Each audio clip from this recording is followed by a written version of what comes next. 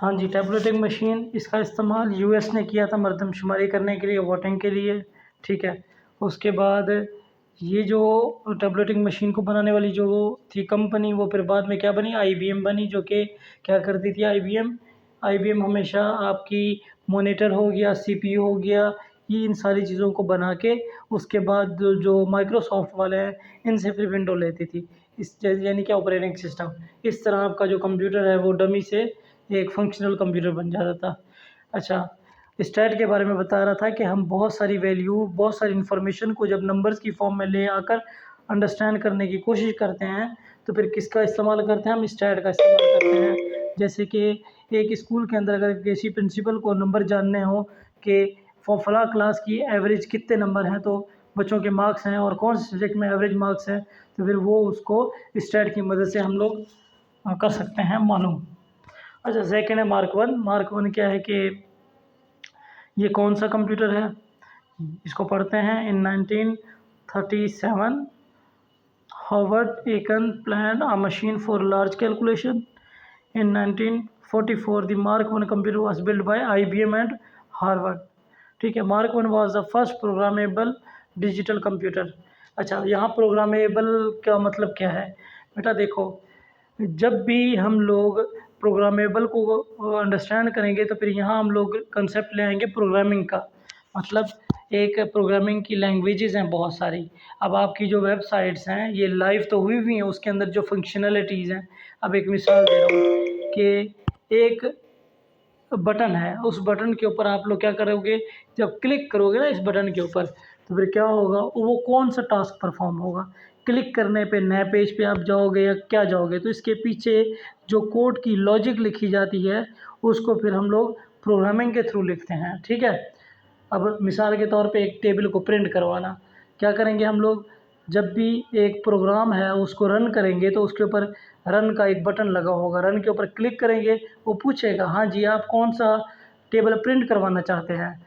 मैं कहूँगा कि मैं 201 या फिर 45 का टेबल, 201 का टेबल, 205 का टेबल, 2005 का टेबल। तो फिर क्या होगा, जब हम क्लिक करेंगे रन के ऊपर तो हमसे सवाल पूछेगा, हम उसका आगे लिखेंगे 2001 का टेबल। तो जैसे ही उसके ऊपर इंटर करेंगे तो नीचे 2001 का टेबल हमारे पास आ जाएगा, ठीक है। तो मतलब क्या हुआ, मतलब ये हुआ कि ये जो प्रोग्रामिंग लैंग्वेज है ये लॉजिक्स के ऊपर है, ठीक है, और रिपीटिव टास्क को, बार बार रिपीट करने वाले टास्क को बड़े आसानी से क्या करती है, ये कर देती है। अच्छा, मार्क वन आप देख लो, मार्क वन कितने था, 51% लोग। अच्छा, इसके अंदर क्या आएगा, एमसीक्यूज़ में ये अक्सर आता है कि ये एक रियल कंप्यूटर जो हिस्ट्री में था, एक कंप्यूटर की शक्ल में डिजिटली जो शक्ल दी गई वो कौन से कंप्यूटर को दी गई, तो आप कहेंगे मार्क वन को। अच्छा, आगे है जनरेशन। जनरेशन में आ जाता है पहली जनरेशन। चाहे इसकी जो एयर्स हैं इस पे ना जाइएगा, एयर्स पे मैंने आपको कहा था कि गीक फॉर गीक वेबसाइट है, या फिर थोड़ा सा आप भी हाथ हिला लीजिएगा अपने मोबाइल की स्क्रीन के ऊपर, ये थोड़ा सा देख लीजिएगा कि जनरेशन जो है उसके ऊपर एयर्स कौन कौन से लिखे हुए हैं। पहली जनरेशन में क्या हुआ, पहली जनरेशन में वैक्यूम ट्यूब्स का यूज़ किया गया, ठीक है। उसके अंदर क्या था कि ये मशीन लैंग्वेज का भी इस्तेमाल किया इस कंप्यूटर के अंदर। इस कंप्यूटर का जो साइज़ था बहुत बड़ा था, और उसके बाद क्या है कि इलेक्ट्रिसिटी भी बहुत ज़्यादा कंज्यूम करता था, ठीक है। उसमें उसकी जो मिसाल है, कौन कौन से कंप्यूटर हैं, एनवेक है, यूनिवेक है, एडविक है, IBM 701 है, ठीक है। तो मतलब ये जो जनरेशन है कंप्यूटर की, पहली जनरेशन के अंदर वैक्यूम ट्यूब्स का इस्तेमाल किया गया। आपको याद होगा टीवी जब आप लोगों को पास होगी उस दौर के अंदर, मैंने तो देखी है, आप लोगों ने नहीं देखी। जिन बच्चों की एज कुछ ज़्यादा होगी तो फिर उनको पता होगा, टीवी के अंदर क्या होता था, पीछे से एक उसका एक बल्ब लगा होता था जिसको आप लोग पिक्चर ट्यूब भी कहते थे, वैसे वो वैक्यूम ट्यूब थी, ठीक है। अगर वो जल जाती थी, समझे कि पूरी की पूरी जो टीवी थी वो कबाड़ हो जाती थी। क्यों, क्योंकि उसमें अहम चीज़ भी वही थी। अच्छा, फिर क्या हो, जब भी आप टीवी के ऊपर हाथ रखते थे तो बहुत ज़्यादा हीटअप होती थी वो, मतलब क्या कर रही थी, एक तो इलेक्ट्रिसिटी भी ज़्यादा कंज्यूम कर रही थी और दूसरा बहुत ज़्यादा हीटअप हो जाती थी। इसी तरीके से जो कंप्यूटर है पहले जनरेशन वाला, इसके अंदर बहुत सारी वैक्यूम ट्यूब्स लगाई गई। फिर क्या हुआ, उस कमरे को, वो जो कमरा था खुद ब खुद बहुत ज़्यादा क्या हीट पैदा कर रहा था, और क्या होता था, कभी कभार वैक्यूम ट्यूब्स खुद ब खुद जल जाया करती थी। तो फिर ये क्या हुआ, इसका मतलब इसको फेलियर का सामना करना पड़ा। फिर इसकी निस्बत क्या किया, सेकंड जनरेशन में क्या किया, ट्रांजिस्टर और मैग्नेटिक टेप्स। मैग्नेटिक टेप्स की मैं मिसाल दे दूं तो जैसे पुराने दौर के अंदर ये होती थी, वीसीआर होते थे या फिर क्या होते थे, कैसेट्स वगैरह होती थी जिसके अंदर ऑडियो म्यूज़िक सुनते थे। ठीक है, तो उसकी जो टेप है उस टेप को आप लोग मैग्नेटिक टेप भी कहते हैं। अच्छा, एक और है ट्रांजिस्टर। ट्रांजिस्टर की आप शक्ल भी देख लो, ये क्या होता है ट्रांजिस्टर। ट्रांजिस्टर के बारे में आपको मैं बताऊंगा, वो कब बताऊंगा, जब हम लोग आगे जनरेशन में आएंगे। आपने कभी वो तो नहीं देखा होगा, खैर मैं दिखा भी दूंगा। प्रोसेसर के ऊपर 100 यूँ समझो कि 100+ हो गए या 1000+ हो गए छोटे छोटे ट्रांजिस्टर लगे होते हैं। ठीक है, बैच प्रोसेसिंग या फिर मल्टी प्रोग्रामिंग ऑपरेटिंग सिस्टम इसके अंदर इस्तेमाल किया गया। यह कंप्यूटर बहुत ज़्यादा एक्सपेंसिव था और कौन कौन सी लैंग्वेजेस को इस्तेमाल करता था, फोर्टान को और कोबॉल को। इस टेबल को आप लोग कर लेंगे तो आई होप कि आप लोगों का काम बन जाएगा। अच्छा, दूसरा क्या है, इंटीग्रेटेड सर्किट है। बस इसमें ये देख लीजिएगा, ट्रांजिस्टर की आप लोग खुद सर्च कर लीजिएगा। उस वक्त मैंने हिस्ट्री इसकी बताई थी ट्रांजिस्टर की। अब इसको अगर एक्सप्लेन करूँगा तो फिर ये होगा कि वीडियो लंबी हो जाएगी। आप खुद भी देख लीजिएगा, ChatGPT से पूछ लीजिएगा। अच्छा, थर्ड जनरेशन में चलते हैं। इंटीग्रेटेड सर्किट था जिसको आप लोग आईसी कहते हैं। आज के दौर के अंदर जैसे कि ब्रांडेड मोबाइल हो गए और फिर जो चाइना के मोबाइल हो गए, इनमें क्यों फ़र्क है, क्यों बहुत ज़्यादा प्राइस का मसला है। जो ब्रांडेड मोबाइल होते हैं उसका हर पार्ट का आईसी अलग होता है, उसका इंटीग्रेटेड सर्किट अलग होता है, उसके अंदर जो काम करने वाला या फंक्शन परफॉर्म करने वाला हर चीज़ का अलग अलग आईसी होता है। चाइना में एक ही होता है जो सारे को कंट्रोल कर रहा होता है। दैट्स वाई कि ये जो लेस एक्सपेंसिव होते हैं चाइना वाले मोबाइल। अच्छा, इसके करैक्टरिस्टिक्स पढ़ते हैं। ये रिमोट प्रोसेसिंग, टाइम शेयरिंग और मल्टी प्रोग्रामिंग ऑपरेटिंग सिस्टम इसके अंदर यूज़ किया गया। मल्टी प्रोग्रामिंग से मुराद ये कि ऑपरेटिंग सिस्टम है, पहले एक ऑपरेटिंग सिस्टम के ऊपर सिर्फ एक ही टास्क करते थे, क्या, कमांड्स के ज़रिए। कमांड्स के ज़रिए हम लोग फ़ोल्डर भी ओपन करते थे, हम लोग कहते थे ओपन फ़ोल्डर, इस तरह की कमांड देते थे। अब क्या हो गया, आपने MS ऑफिस भी खोला हुआ है, उसके बाद आपने क्या किया हुआ है, आपने नोटपैड भी खोला हुआ है, आपने पेंट भी खोला हुआ है। समझ गए। तो इस कंप्यूटर के अंदर ये बहुत ज़्यादा ख़ासियत थी और ये फास्टर था, कम्पैक्ट एंड चीपर, थोड़ा सा चीपर था। और कौन कौन सा इसमें कंप्यूटर आ जाता है, पास्कल, प्ले या बेसिक या फिर अल्कोहल। इसमें फिर IBM के जो कंप्यूटर के वो हैं मॉडल हैं, ये मॉडल जो है ना मुतारिफ कराए गए मार्केट में। ये आगे पढ़ लीजिए खुद ही, IBM 360 या 370। अच्छा, नेक्स्ट क्या है, fourth generation VLSI micro processor circuit. ठीक है, ये कौन सा सर्किट था, ये एक तो टाइम शेयरिंग से मुराद ये कि अब ये जो CPU है इसके अंदर क्या किया गया, टाइम को शेयर किया गया कि भाई जो टास्क पहले मैं कह रहा हूँ उसको पहले परफॉर्म करो और टाइम को डिवाइड करो।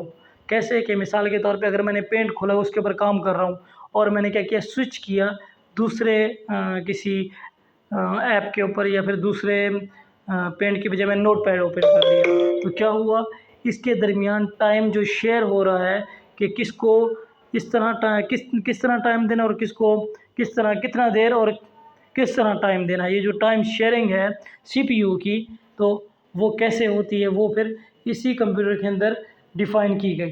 ठीक है, और क्या किया गया, इसका जो यूज़र इंटरफेस है विंडो का, वो बहुत अच्छा बनाया गया, जिसको आप लोग ऑपरेटिंग सिस्टम कहते हैं। और वैसे विंडो की मैं एग्जांपल दे रहा हूँ, वो भी एक ऑपरेटिंग सिस्टम है।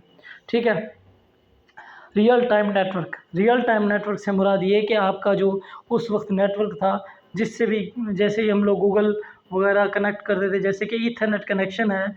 अब तो खैर हमारे पास वायरलेस है, हम लोग क्या करते हैं, डोंगल का यूज़ करके क्या करते हैं, हम लोग पासवर्ड डाला और इंटरनेट यूज़ कर लिया। उसमें क्या था, ईथरनेट का कनेक्शन था। और यहाँ पे क्या था, टाइम शेयरिंग की वजह से पहले भी बता दिया आपको। मतलब टाइम शेयरिंग को अगर हम लोग एक छोटी सी मिसाल ले लें कि नोटपैड को जितना टाइम रिक्वायर्ड होगा उतना टाइम मिलेगा। ठीक है, इस तरह अगर नोटपैड के अलावा पेंट जो हम लोगों ने कंप्यूटर के अंदर खोला हुआ है, उसको जितना टाइम चाहिए उतना टाइम उसको देना होगा। ये सारा का सारा किसके थ्रू हुआ? ये सारा का सारा जो है ना, ये किसके ज़रिए हो, कौन से जनरेशन के अंदर हुआ? 4th जनरेशन के अंदर। अच्छा, 5th जनरेशन जिसको ULSI माइक्रो प्रोसेसर सर्किट कहा जाता है। अच्छा, इसके अंदर क्या क्या होता है? इसके अंदर parallel processing and artificial intelligence technology. अच्छा, जो 4th जनरेशन है उसको आप लोग कौन से कंप्यूटर लेंगे? आजकल के जो आप लोग यूज़ कर रहे हैं। अच्छा, 5th जनरेशन वाले कौन से? AI। आजकल रोबोटिक्स का दौर है। बहुत सारे जो चाइनीज़ कंपनी हैं वो क्या कर रही हैं? ह्यूमन लेस काम कर रही हैं, मतलब वो क्या करती हैं? रोबोट से काम लेती हैं।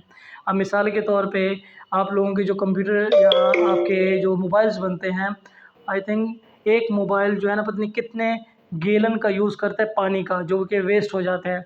ठीक है, उसको रिसाइकल तो कर दिया जाता है, मतलब आपका एक जो मोबाइल है बहुत ज़्यादा गैलन लेता है इसकी एक बनने के लिए, बहुत ज़्यादा पानी का यूज़ होता है इसमें। अब आप कहेंगे पानी का यूज़ कैसे होता है? आपका जो पानी है ये लोहे को काटने का काम करता है, ठीक है?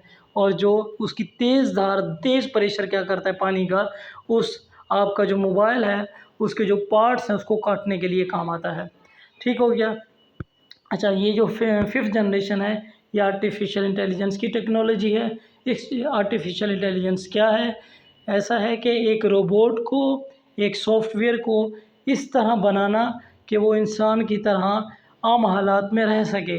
इंसान की तरह जो चैलेंजेस इंसान फेस करता है, बाई इमोशनल हो गए या फिर ज़िंदगी को कैसे गुजारना है, कैसे रहना है, उस हिसाब से क्या कर सके, वो सर्वाइव कर सके। तो ऐसा एक मस्नूई ज़हानत बनाई गई। ठीक है, अब आप चैट जीपीटी को आप अपना दोस्त भी समझ सकते हैं। कैसे? चैट जीपीटी से कुछ भी मशवरा पूछेंगे वो आपको क्या करेगा? मशवरा उसका आपको देगा और आपको उसके पॉजिटिव पॉइंट और नेगेटिव पॉइंट दोनों बताएगा।